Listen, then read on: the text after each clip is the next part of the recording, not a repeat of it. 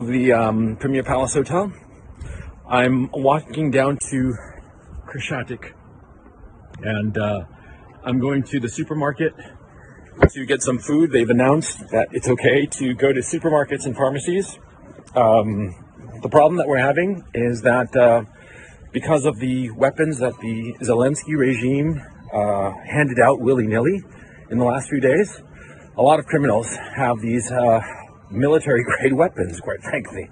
And so there's been robberies, there's been looting, there's been rapes, there's been all kinds of havoc because of these criminals. And it's known for a fact that a lot of the shooting that went on last night in Kiev had nothing to do with the Russians. The Russians were 10 kilometers or more away from these shootings, so it was clearly probably gang-related, gangs settling scores and shooting one another. That's something that the Western media is not talking about, of how the Zelensky regime, by handing out weapons, has basically given weapons to all the criminal elements in the city.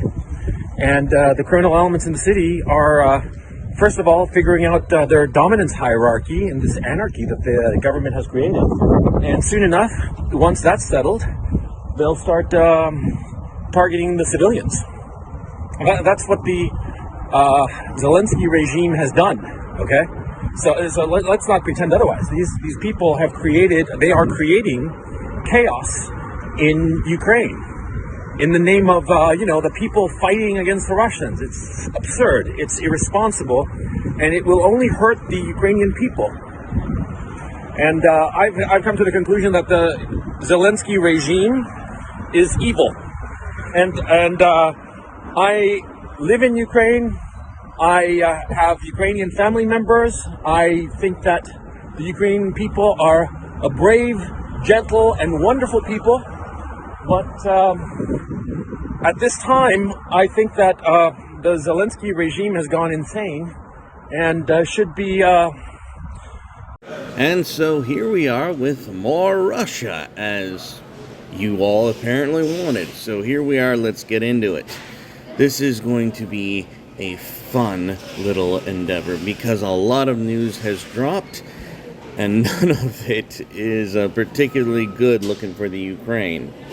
Because in addition to Zelensky arming the criminal elements of Kiev, we have here reports from the French, of all fucking people, who decided to report correctly that, well, the Ukrainians are killing other Ukrainians who happen to be Russians. Well, allegedly Russians. We don't know if these people are actually Russians. We just know that, according to this video, it's the Ukrainians killing civilians in Ukraine. Shocking, I know. However, that's not where the intrigue stops or the drama is concluded.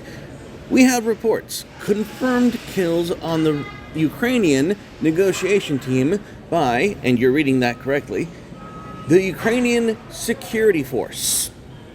The Ukrainian security force, who's supposed to be protecting the Ukrainian negotiation team, has killed a member of the negotiation team. Because Ukraine ain't up to nothing shady, never mind that for you. This is clearly an example of misinformation, except it's not. They literally shot their own man because reasons. All meanwhile, Zelensky is met with a cheering crowd in Prague, which is not in Ukraine. This fucker shows up on a video call and can't even be cheered by his own people. He has to go to the Czech Republic to receive cheers of adulation and adoration by people not of his country, whom he has sent to war, whom I'm going to post a video of Coach Red Pill in the description or in a pinned comment if you all call me out on it, because he goes into great detail how Zelensky's regime is conscripting men between the ages of 18 and 60. And that's not something you do if you're winning a war. So Zelensky being cheered by non-Ukrainians, shock and surprise, I'm sure you all are experiencing as I am. And as most of you should have known by now, the true reason behind it is because George Soros himself is bragging about the Soros Empire. That's right, the Soros Empire, replacing the Soviet Empire as a force in Europe. Anyone else shocked? Anyone? Because I wasn't. But to his credit, that's a very, very clever name to call it genocide. And all in the meanwhile, while I had been reliably informed by Nancy Pelosi that Vladimir Putin had lost his mind, that he's suffering from psychosis, that he's trying to put himself in the history books, Vladimir Putin is instead meeting with the Prime Minister of Israel.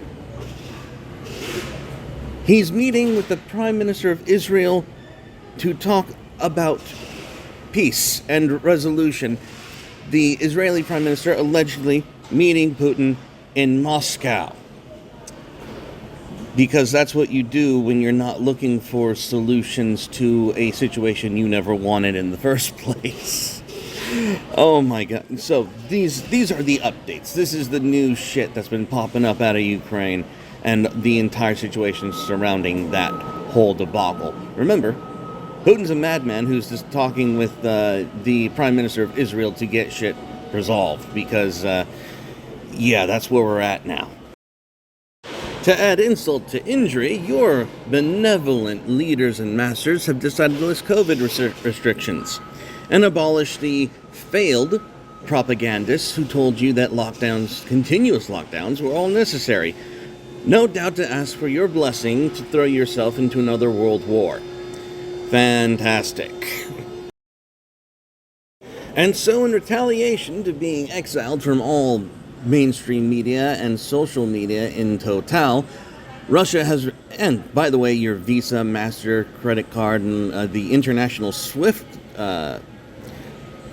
functions, Russia has banned Facebook, and I'm sure that more will come in terms of that kind of banning, because the West has launched themselves into an entire smear campaign against Russia at large, including the Russian people themselves. So Vladimir Putin just upped to the ante and said, well, none of that degenerate Western media in my country. And at this point, who are we to argue with him? Sadly. And this, ladies and gentlemen, is the last sane take I have seen on the entire topic of Russia and Ukraine. Because, really, you can't really have a firm grasp on what's going on with either side, with the propaganda going on back and forth. However, I'm going to throw, once again, a comment in the, or in the description, whichever I get to first. Call me out on it if I don't put it up, please. A video explaining what the Russians are actually trying to do on the ground from the perspective of someone who's actually living in Kiev at this time. The Russians don't, it appears, I'm going to rephrase that, it appears that Russians and the Russian military actually have no interest in destroying Ukraine. That's not the objective. And because we have a Western view in how warfare should be effectively waged, we think, and we see this in the mainstream narrative pushed as losing, that Russia is losing because they have not met X objectives that the West would normally engage in. And when you consider the perspectives of Ukraine's living in Ukraine and their connection to motherland Russia, it actually makes sense why the Russian army and military would conduct themselves in this fashion. And there was another important point here, but I'm not going to make it. I'm going to send you to the other video because it's good. It's a good perspective from Coach Red Pill. It's a good breakdown of what's going on, because the Russians don't want to destroy Ukrainian infrastructure. That's an important aspect to whether or not they're actually being successful in this conflict. And the point is, there's actually good blood between the people of Russia and the people of Ukraine. This is a conflict not between ideology or principles. This is a very human conflict between two similar peoples of blood and soil. That's what's going on. And so our view of it is going to be skewed, and this take is by far the most human and sane take I've ever seen on the internet thus far. So, with that, I'm going to bid you adieu, stay carnal, and God bless everybody. Bye-bye. Okay, I just remembered my last point, and I'm going to make it real quick.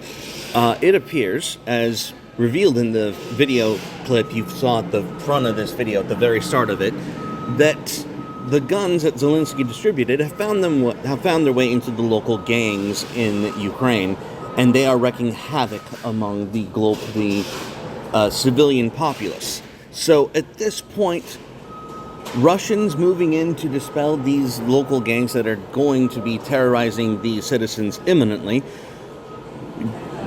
God bless the Russians in their conquering and killing of these gangs, because let me make something clear. I don't care why the weapons were distributed. If you were a Ukrainian citizen and you decided to turn those weapons against your fellow citizens to gain power, you're lower than a traitor. You're just a scum of the earth, and I look forward to watching and hearing about their decimation by the incoming Russian forces. God bless Russia in that endeavor. That's it. Bye-bye.